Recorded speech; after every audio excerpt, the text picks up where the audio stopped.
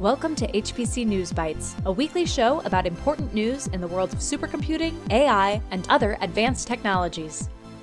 Hey everyone, hi Shaheen. It was a quiet week in the world of HPC AI, to paraphrase Garrison Keillor.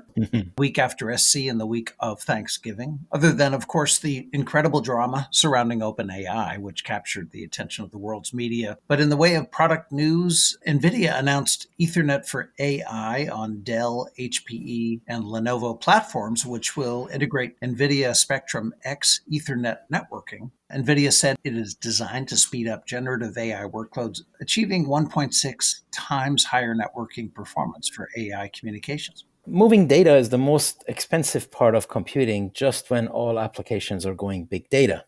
Now, we used to say what I just said about 10 years ago, and folks like John Gustafson have been saying that since early 1980s that I could locate. It's been a looming challenge. GPUs themselves are a way to get around it, and mixed precision is another way, and optimizing the end-to-end stack is an ongoing effort, most recently exemplified by the Ultra Ethernet Alliance.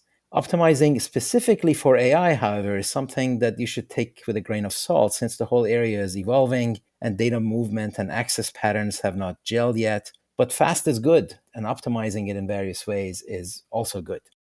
Another piece of it's deja vu all over again is news of an HPC portal over at AWS to simplify administration and running of applications in the cloud. It's called Research and Engineering Studio, RES, and is able to create a Linux or Windows virtual desktop with applications ready to go and collaboration tools like shared data.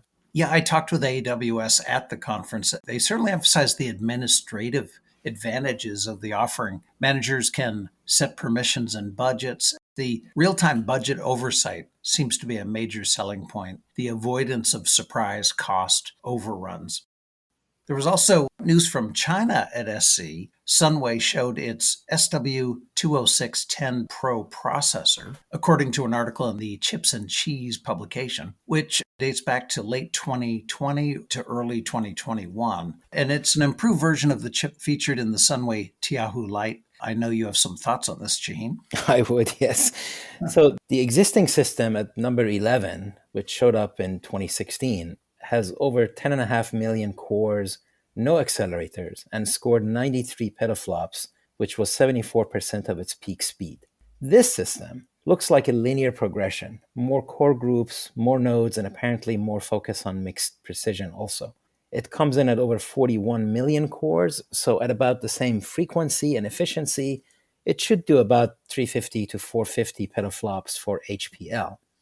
One should also look at the harder HPCG conjugate gradient benchmark, which is a kind of lower bound on performance. We didn't cover it with our top 500 episode, we should. If you're getting more than about 1 to 2% of your HPL performance on HPCG, you're doing well. So it's that much harder and a little bit more indicative of what you can get for average workloads.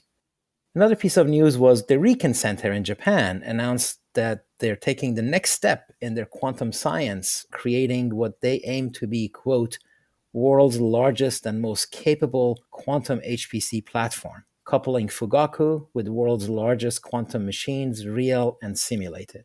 So this one is very specifically focused on integration. And it's consistent with what other supercomputer centers are doing, most notably Jülich in Germany, which has a D-Wave, an Eviden, and a Pascal quantum capabilities, the DOE centers in the US, Barcelona, CEA in France, Ceneca in Italy, Poznan in Poland, and IT for Innovation in Czechia all have quantum computers also. So as more and more supercomputer centers integrate quantum computers, the time is coming to dust off the label integrated heterogeneous supercomputing that came out of floating point systems in early 1990s, but the trend is coming back. Yes, I know that's a favorite of yours, Shaheen. Riken says it will focus on integrating quantum computing capabilities on the Fugaku ARM-based supercomputer at the Riken Center. Part of this effort will include development of software to link quantum and supercomputing. In addition, Riken is conducting R&D on collaboration between the first superconducting quantum computer in Japan called EI and Fugaku. All right, that's it for this episode. Thanks for being with us.